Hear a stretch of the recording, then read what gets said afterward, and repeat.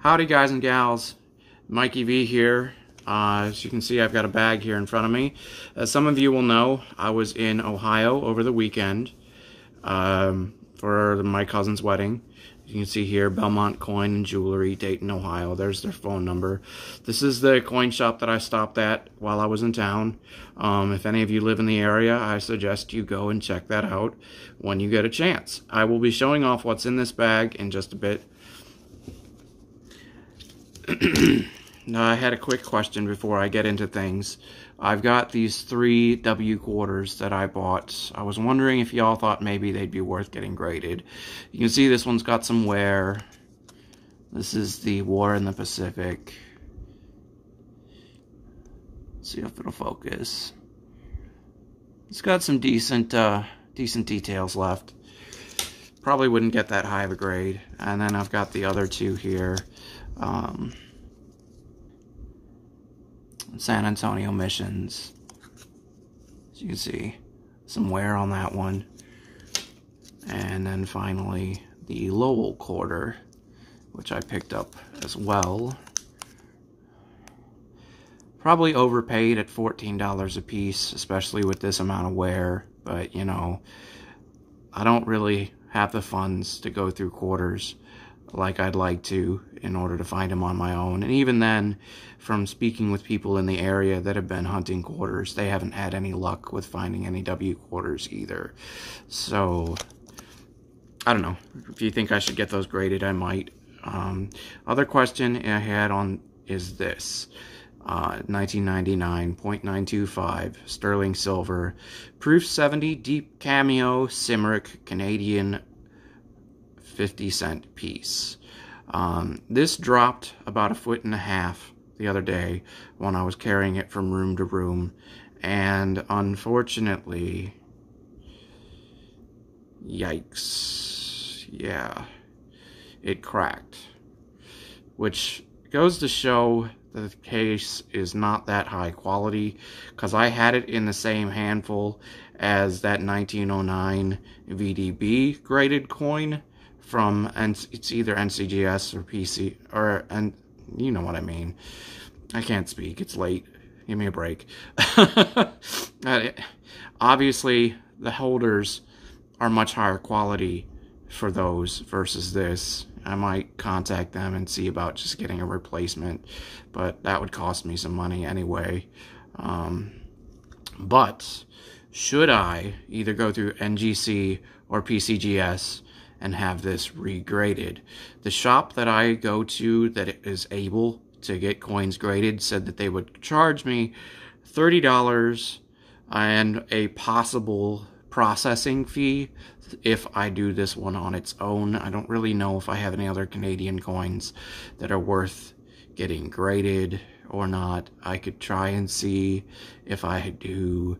I know I've got the very first maple that I picked up along with a couple of other things. Might be able to throw those in and get a better deal on getting them all graded. But I'm thinking this might benefit from being regraded, just because if it does hold the Proof 70D cameo, it'll be worth well more than what I paid for it, and well more than what the grading fee would be. So let me know in the comments what you think on those. Some other pickups over the last time I've made a video. I went to another new shop in the area, which I hate to say it, but I probably won't be going back there, just because they made me look at eBay prices to find out how much to charge for this, and then they charged me the price of a brand new one when this is obviously pretty slick and well worn. I'm gonna probably just make this into a pocket piece. I think I might have shown this already. If I have, forgive me on that. But I like it. It's, you know, 1 ounce of copper, and it's well worn. It's got some love. Maybe once I've got the setup to do my own pouring, I might take this and some other junk copper and just make a few practice pieces. Who knows? I don't know. This is at the moment basically just melt value to me, even though I paid like $3 for it. But some things from the wedding. You see here, the one chocolate that's in there, other than the rest, is a 50-cent piece, which is kind of cool. 1972. Don't know why that date. I didn't bother asking. But, yeah, kind of cool. And, those of you who might not know, I was one of the groomsmen. This was the boutonniere that I wore on the lapel of my tuxedo. I'll be posting photos on my Mikey V Facebook page once I get them from the wedding, so y'all can see and enjoy what I enjoyed there as well. And I picked up some coins at the smaller shop before I left. Well, these were all in a pile, and he said they were tokens. I asked how much he wanted for the whole lot, so I just bought them all. There's 2 more of the 10% pesos. So 1958.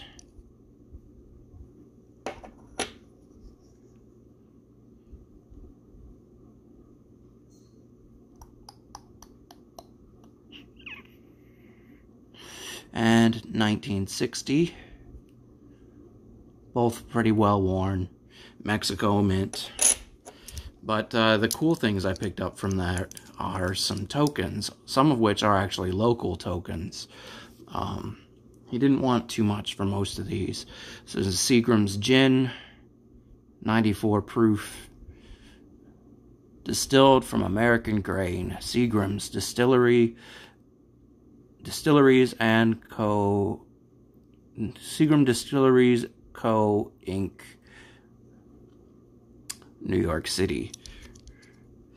You pay. And it's got like a, I'm guessing this was probably a spinner token or something like that. And they probably had another piece to this where this would go on and it would you know, rotate, and then it would point to the price you pay for your pint. It's kind of cool.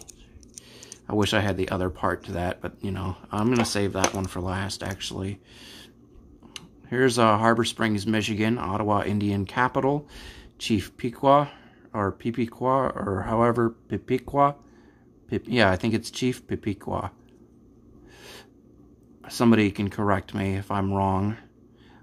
Way up north in God's country, redeemed before September 10th, 1950. I thought that was kind of special, if not just for the date, September 10th being, you know, the day before our nation's greatest tragedy, but 1950, it's pretty old, and it's from here in Michigan, which is really cool. Good for 25 cents in trade. Harbor Springs, Michigan. And then there's this one that's pretty well worn. Province du Bas, Canada, du Sud. I probably pronounced that wrong. Cool. It flips weird. It flips kind of like a Canadian coin. I guess that makes sense.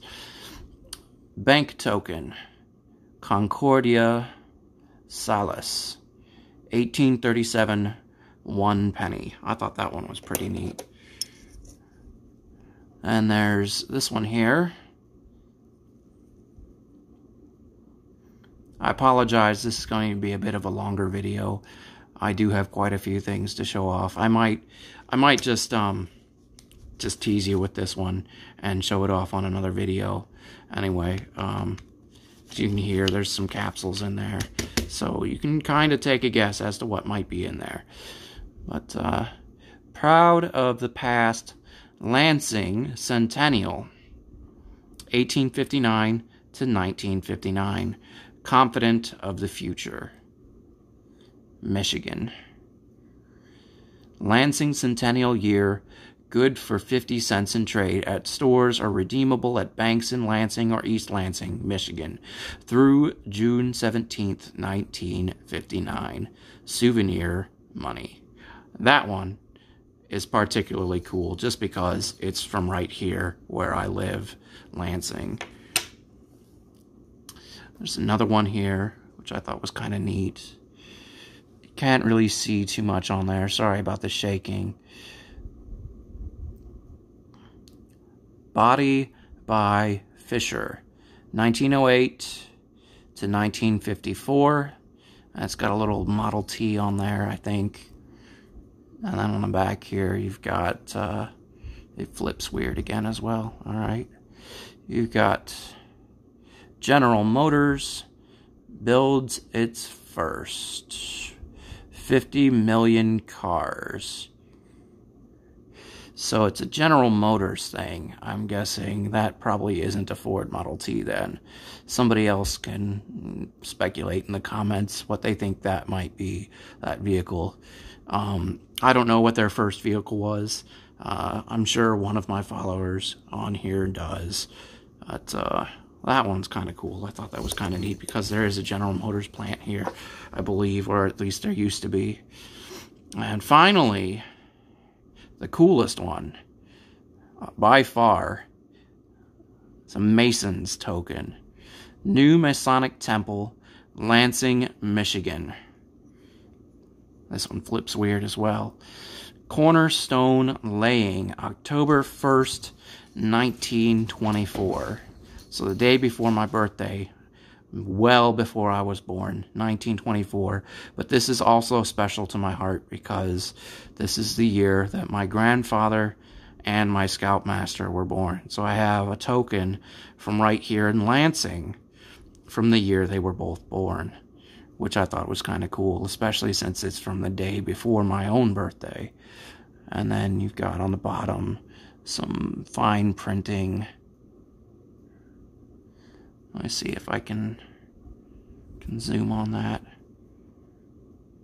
Whitehead Woad. I'm going to have to do some looking into the... sorry about that. I'm going to have to do some looking into the Masonic Temple here in Lansing and see if it still stands. And maybe... I don't know. Maybe I'll do a video on that and see if I can get permission to metal detect it. That'd be kind of fun. I don't have a pinpointer, so I can't guarantee the video will be any good. But, I mean, hey, you won't know if you don't give it a shot, right? Unfortunately, I don't really have the funds for a lot of things that would help this channel get better.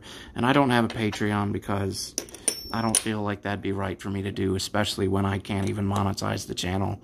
And I've got really no way of giving back to people that would do a Patreon. So until I have the means to start giving back more often, I just don't feel like it would be right of me to ask for any kind of donations for the channel, because I don't know, it just doesn't feel right, especially when you can't give anything but videos back.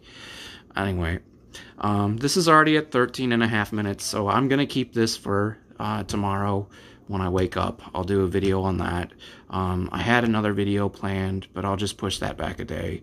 I don't want to make you, cliffhang too much to figure out what's in here.